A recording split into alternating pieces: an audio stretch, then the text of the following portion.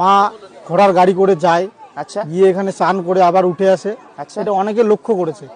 মন্দিরের পাশে এই সেই ফরেস্ট, যেখানটা এখনো ফাঁকা স্থান রয়েছে, এই ফরেস্টের মধ্যে রাত্রেবেলা যে কোনো সময় নিঝুম সন্ধ্যায় যদি একা আসা যায়, তাহলে যাদের মধ্যে ভক্তি রয়েছে তারা কিন্তু ভগবানকে ফিল করতে পারবে। ধূপের গন্ধ, মায়ের পায়ের নুপুরের আওয়াজ, অথবা একজন বললেন যে এখানে ওই ঘোড়ায় চড়ে মা যান, সেটিও দেখা যায়। তাহলে ভাবুন যে কতটা আবেগ, কতটা ভক্তি থাকলে এই বিষয়টাকে ফিল করা যায়। আচ্ছা দাদা ভাই, আপনি কি এই মন্দির কমিটিরই কেউ? হ্যাঁ, আমরা মন্দির কমিটির সদস্য। আচ্ছা, আপনার নাম? আমার নাম সুরজিৎ সরকার।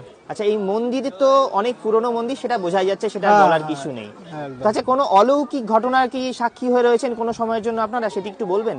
হ্যাঁ, অবশ্যই রয়েছি আমরা। অলৌকিক বলতে আমরা এই মূর্তিটি যে বেরোলো ওখান থেকে, এটা একটা অলৌকিক ব্যাপার।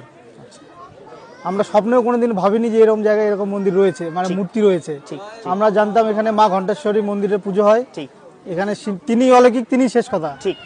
কিন্তু তারপরেও আমরা দেখলাম যে হঠাৎ আমরা যেগুলোতে খেলাধুলা করে বেড়াতাম ছোটবেলা, হ্যাঁ, তাই সেই মাটির নিচেই এরকম একটা মূর্তি, যেটা আজকে গোটা নেট দুনিয়ায় ভাইরাল অবস্থায় রয়েছে।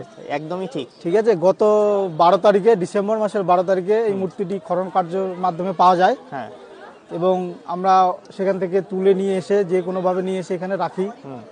প্রশাসনিকভাবে অনেক বাধা আসে, সেই বাধাগুলোকে আমরা গ্রামবাসী সকলে মিলে উপলক্ষ করে আজকে একটা জায়গায় দাঁড়িয়েছি, এবং আমরা ধীরে ধীরে এই মন্দিরটিকে আরো যাতে উন্নত করা যায় ঠিক সেই দিকে লক্ষ্য রাখছি।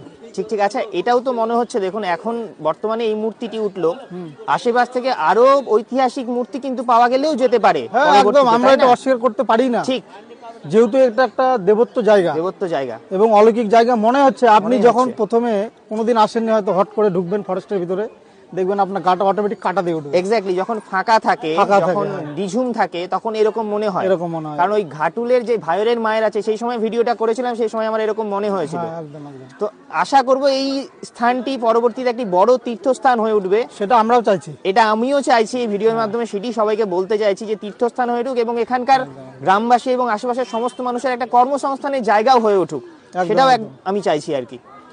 ধন্যবাদ। এখানে যদি কেউ কোনো প্রুফ চায় হ্যাঁ, যে এখানে কিছু অলৌকিক ঘটনা ঘটে কিনা, হ্যাঁ হ্যাঁ, আমাদের গ্রামের প্রত্যেক লোক, আশেপাশে যেগুলো বাড়ি আছে, সবাই মোটামুটি জানে যে এখানে কি কি অলৌকিক ঘটনা ঘটে। এরকম কোনো একটা নিদর্শন বা কোনো একটা ছোট্ট ঘটনা কি বলবেন আমাকে, যে এরকম একটা ঘটনা ঘটেছে? মানে এটা কি করে বলবো, আপনি যদি আমাদের সাথে আজকে রাতটা এখানে থাকেন তাহলে বুঝতে পারবেন। মানে আমার শোনার ইচ্ছা হচ্ছে, মানে এই ঘটনার, এরকম ঘটনা অনেকে ঘটে। বলে, যেমন আমাদের এই আশেপাশে যেগুলো বাড়ি আছে, হ্যাঁ, নিঝুম রাতে, হ্যাঁ, শনিবার মঙ্গল